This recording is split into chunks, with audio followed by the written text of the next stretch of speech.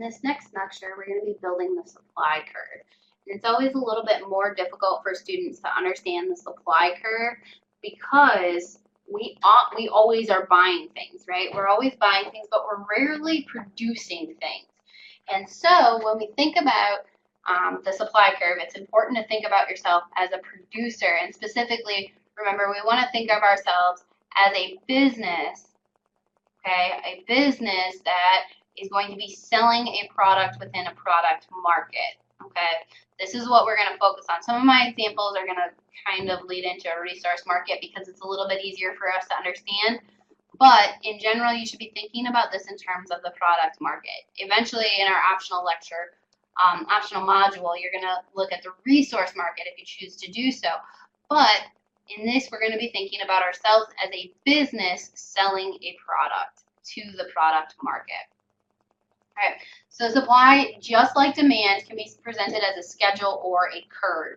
So we're going to look at it in chart form and look at different prices and what people are willing to supply at different prices, and then also graph that and look at it in terms of a curve. Just like demand, we're going to think about this in terms of willingness and ability. Just like buyers, some buyers are willing and some aren't, and some buyers are able and some aren't. It's going to be the exact same situation. Some producers are going to be willing to supply the product. Some producers are going to be able to supply the product at a given price, and that's what we're going to be concerned about, the willingness and ability to produce a product at a given price. And we're going to look at supply in a couple different ways. What is your willingness to supply each unit? So what is your willingness to supply your first unit of this good? And then second, what is your willingness to supply at each price level? Then finally, how about at the society market level? So let's think about our individual supply. So let's assume that you run a business and your business is daycare, and these are my kids. So suppose I'm looking for a babysitter on a Sunday afternoon. And so you're going to think about, as a producer, are you willing to supply your labor? And so what is your willingness to supply your labor? How much would you need to be paid per hour to babysit the kids? And let me tell you, they're fooling you there. They're hugging each other and all lovey-dovey. People only post the good pictures of their kids. So what is your willingness to supply? So I want you to have that dollar amount in your head. And so what if I told you I would pay you $15 an hour to watch these kids? So some of you would be saying, that's great, I said $10 an hour, or I said $12 an hour, and you'd be excited because now I'm going to pay you more than what you expected. Others of you might have said $20 an hour, or some of you might have said, hey, I'm not watching these kids at all. And so all of this thinking about your willingness to supply.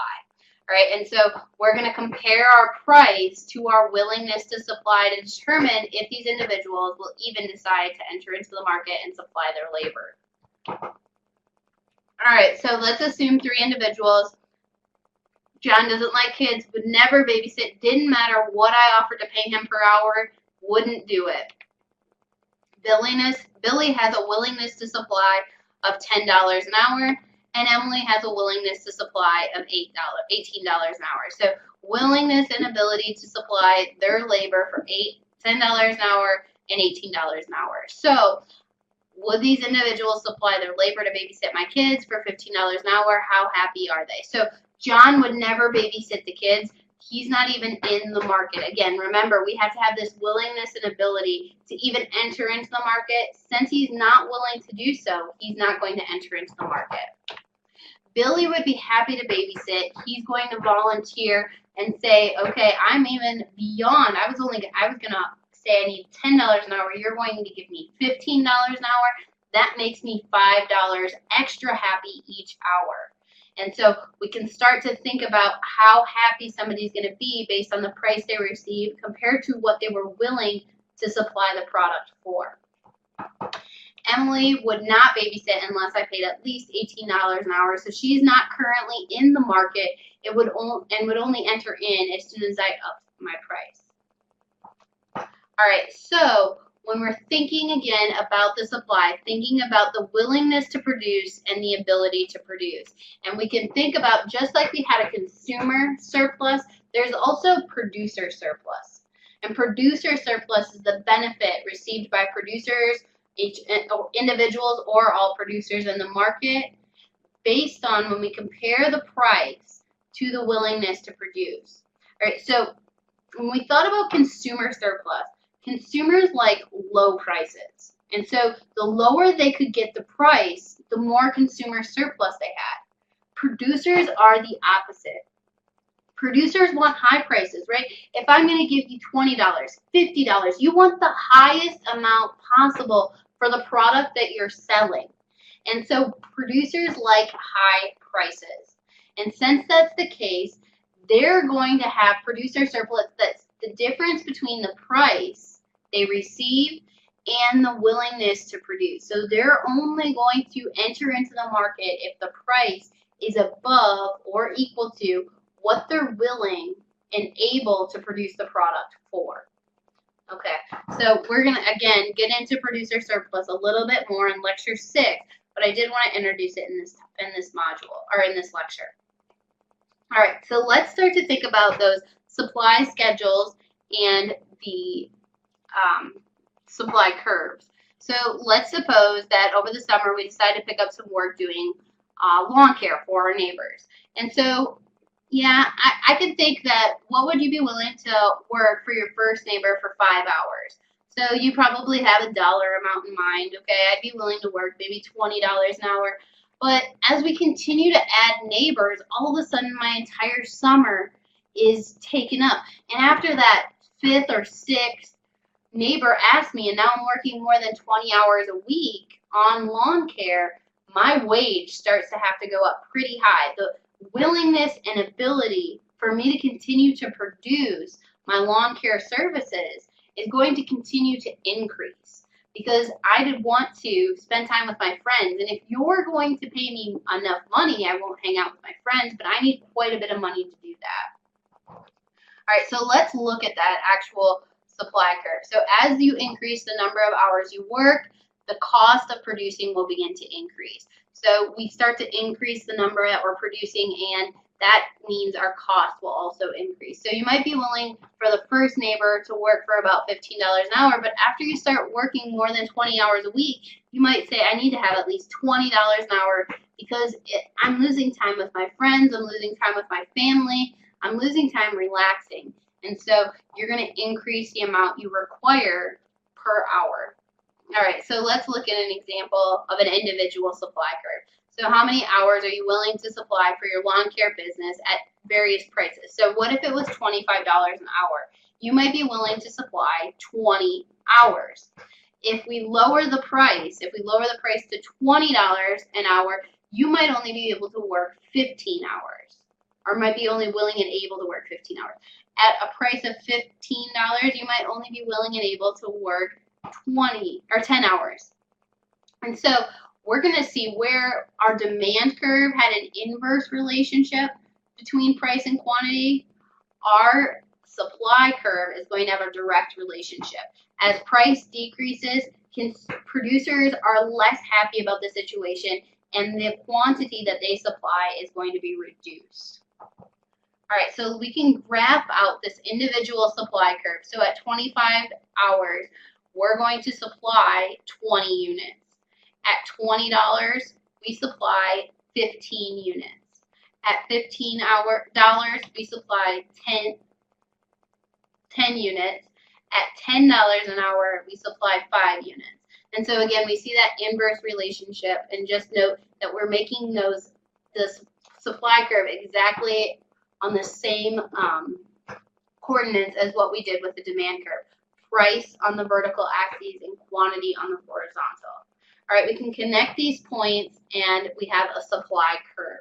So the supply curve is going to be this upward sloping supply curve, and it's because we have a direct relationship between price and quantity. As price increases, producers are more happy about the situation, and the quantity that they're willing to supply, that they are able to supply, increases.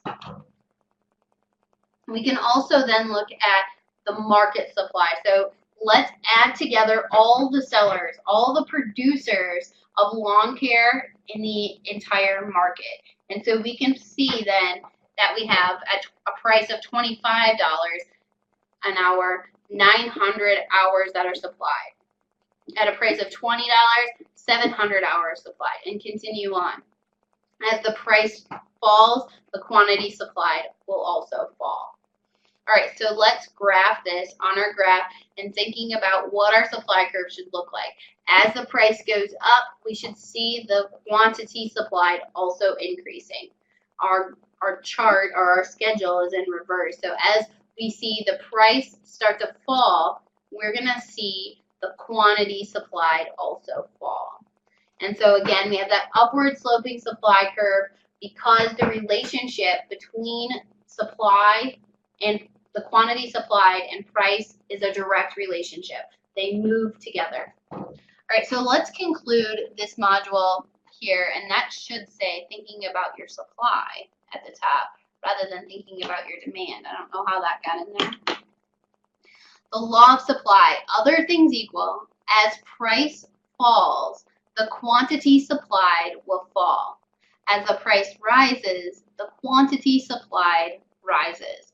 And so the law of supply, very similar setup to the law of demand, but instead of having an inverse relationship, the way the quantity demand does to price, there's a direct relationship.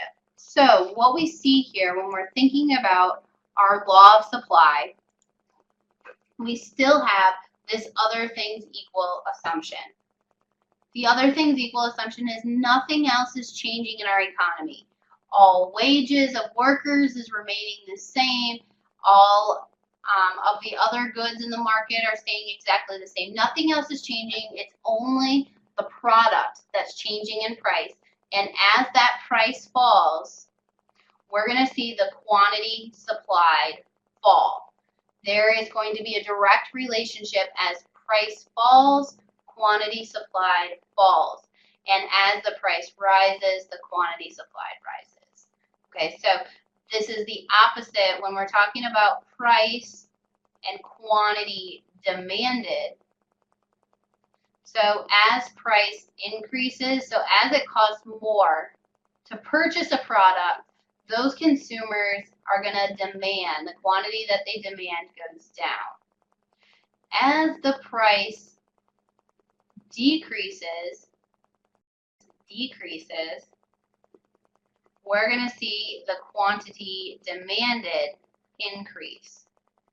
And so we say that price and quantity demanded have an inverse